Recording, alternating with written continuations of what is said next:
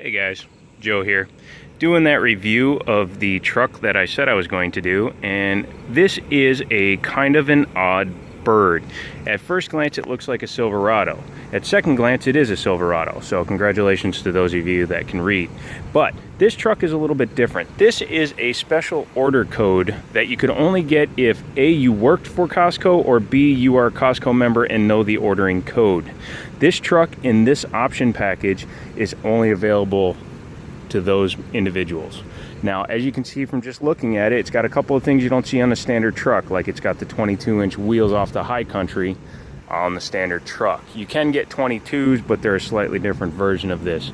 The grille is slightly different. It's a more upscale grille. Just a few of the things that have been done to the outside of this truck make it different. Now, it also is one of the most heavily optioned trucks that you'll ever see on the Chevy side of the equation. This truck is just under $60,000. I'll let that sink in for a second. That sink in yet? All right. So, as you can see, it's a 5.3 liter, 6-speed automatic transmission, black with black with black and chrome.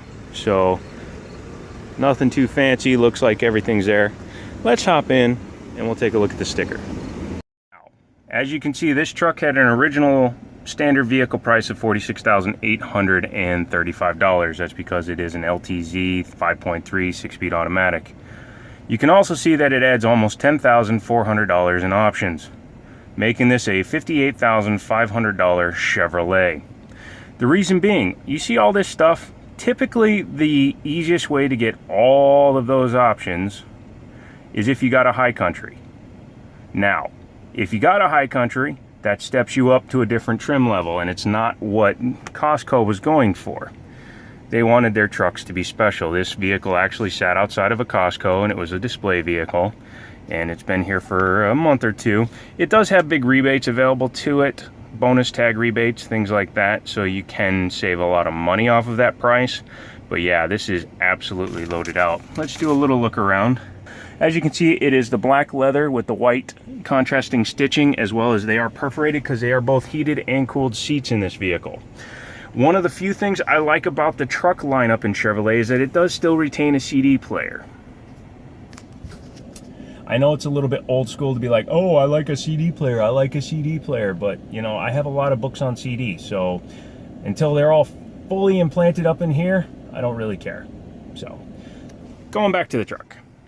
Obviously, full 8-inch touchscreen. This one has navigation, but it also has Android Auto and Apple CarPlay. For those of you that don't know, to use Android Auto or Apple CarPlay, you plug a USB cable into your ports here, and then you go to your main menu. And do you see that button that says projection? By selecting that, and as you can see, to use this feature, connect supported device to the USB.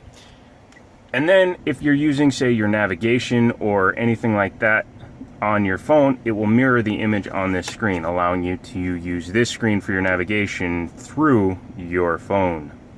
Can't find my camera. I think I lost it, so I'm using the phone. The phone, I don't know what that's about. Dual climate controls, of course, power pedals, traction control, dome light, park assist sensors, and lane keep. Now, this does have lane keep assist, so that is a pretty cool thing. It also has adaptive cruise and collision warning systems on it, and every other toy that you can expect out of a Chevrolet pickup truck these days, including more power outlets than you can know what to do with, including wireless charging, which is expected on a $58,000 vehicle. Power ports, all that stuff. Let me jump into the back seat real quick so I can show you how much room there is in this thing. Now, I know some of you will think it is sacrilege, but I am just going to go out and say it. I think there is more legroom in the F-150 than there is in the Chevrolet. However, that being said, these seats seem to stick out further, so it could just be an optical illusion. However, with the seat in my driving position at 6'4", I have plenty of room. If I sit as bolt up straight as I physically can, you know, I got a good 3.5, 4 fingers width of room, meaning I could be comfortable on a long trip in this vehicle. I would still rather not, and quite frankly, I'd probably rather sit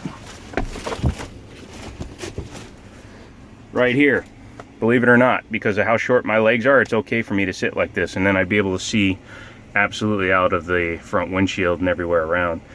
But again, personal preference.